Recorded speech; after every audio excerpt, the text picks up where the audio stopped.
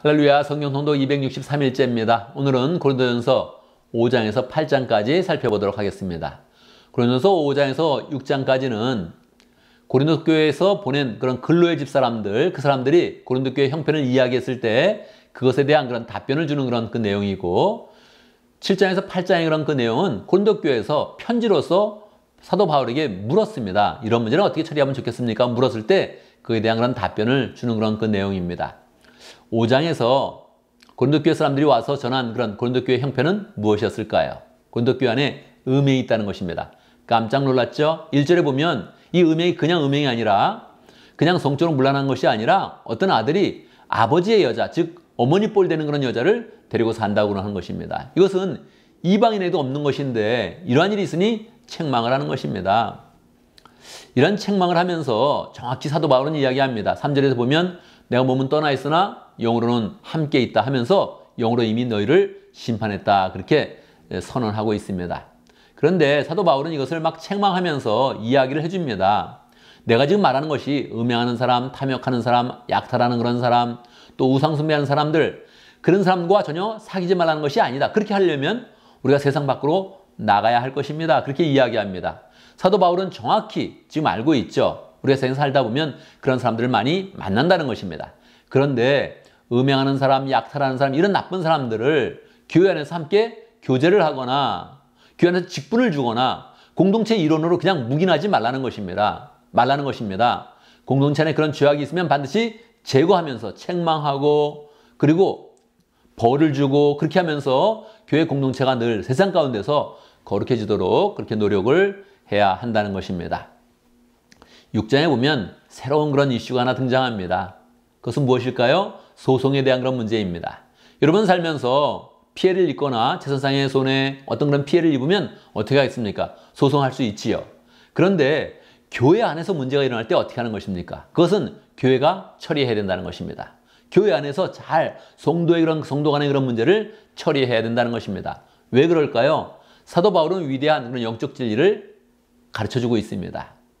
우리 교회는 결국 세상을 심판하게 된다는 것입니다. 성도는 세상을 심판하는 그런 사람이지 세상에 판단을 받거나 심판을 받아서는 안 된다는 것입니다. 소송을 해버리면 세상이 교회를 심판하는 거 아닙니까? 교인들을 심판하게 되지 않습니까? 그러니까 그런 구조를 만들지 말고 이 교회가 우뚝 서서 세상을 심판하는 그런 자리에 있어야 된다, 그렇게 이야기를 하고 있지요. 특별하게 7절에 보면 왜 속아주지 못합니까? 그렇게 이야기합니다. 우린 권세를 많이 가졌는데 세상도 심판해야 되고, 심지어는 우리가 천사도 심판하는 그런 권세를 가졌다고 이야기합니다. 그런 존재가 서로 양보해서 그냥 속아주거나 양보하면 되지, 그걸 꼭 세상에 가서 판단을 받아가지고 그렇게 어려움을 당하면 교회가 더 세상에서 위축될 뿐이다, 이렇게 이야기하고 있는 것입니다. 그래서 계속 사도 바울은 세상과의 그런 문화를 이야기하면서 음행에 대해서 한 번 더 이야기하고, 19절 여러분의 몸은 여러분 안에 계신 성령의 성전입니다, 그렇게 이야기합니다. 그래서 우리의 몸과 우리 교회가 얼마나 세상 가운데 거룩한지를 잘 설명해 주고 있습니다. 7장에 보면 혼인에 대한 그런 이야기를 하고 있습니다. 즉 결혼에 대한 그런 이야기를 하는 것인데, 우리가 알다시피 사도 바울은 결혼을 해보지 않았습니다. 그래서 결혼에 대해서는 좀 잘 모르는 부분이 있습니다. 그래서 사도 바울도 이 7장에 이야기할 때는 두 번이나 그런 이야기를 중간에 섞어서 이야기합니다. 이것은 명령이 아니에요. 이것은 그리스도가 주는 그런 명령이 아니요 권도다, 즉 권면하는 그런 말이다, 그렇게 이야기를 하고 있습니다. 사도 바울은 결혼에 대해서 어떤 생각을 가졌을까요? 본인이 독신으로 살았기 때문에 모든 사람이 독신으로 있었으면 좋겠다, 그렇게 생각을 했습니다. 그래서 1절에 보면 남자는 여자를 가까이 하지 않는 것이 좋습니다, 그렇게 이야기했죠. 그러나 음행에 빠질 유혹이 있기 때문에 남자는 저마다 아내를 두고 여자는 저마다 남편을 두도록 하십시오, 이렇게 이야기했죠. 여러분, 우리가 음행 때문에 결혼합니까? 그럴 수는 없습니다. 더 풍성함으로 가정을 세워서 교회를 세우고 하나님 나라를 세워가는 것인데, 그 느낌을 갖지 못했던 것입니다. 사도 바울은 그것을 경험해보지 못했던 것이죠.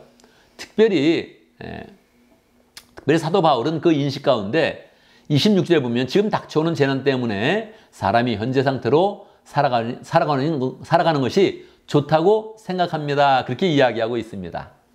사도 바울은 그렇게 생각했습니다. 지금 환난도 많이 오고 세상에 종말이 와서 세상이 곧 끝날 것으로 생각을 했습니다. 그러니 그냥 복잡하게 결혼하지 말고 오직 주일에 힘쓰십시오. 그렇게 이야기하는 것이죠.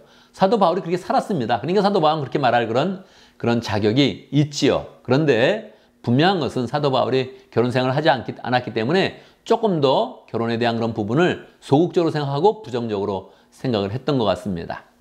자, 8장에 보면 우상에게 바친 그런 재물에 대한 그런 이야기를 하고 있습니다.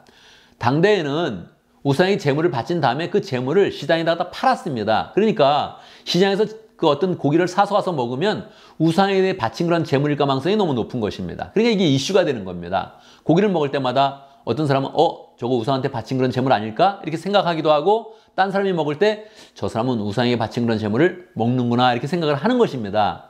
그러니까 사도 바울은 그런 문제에 대해서 이야기합니다.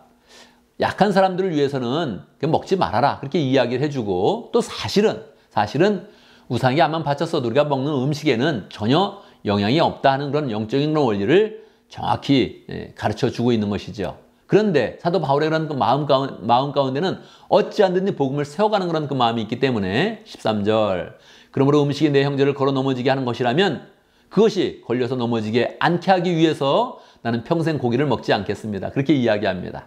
그러니까 옳은 것을 이야기하지 말고 항상 더 온전하게 그렇게 사람을 세우는 쪽으로 생각을 하라는 것입니다. 그래서 지식은 사람을 교만하게 하지만 사랑은 덕을 세웁니다. 그래서 어떤 문제를 판단할 때 옳고 그름의 문제보다 조금 더 사랑 가운데서 덕을 세우면서 문제를 풀어가라. 그렇게 우리에게 권면하고 있습니다. 우리도 교회의 문제를 항상 사랑으로 덕을 세우면서 그렇게 모든 문제를 처리할 수 있도록 그렇게 하면 좋겠습니다.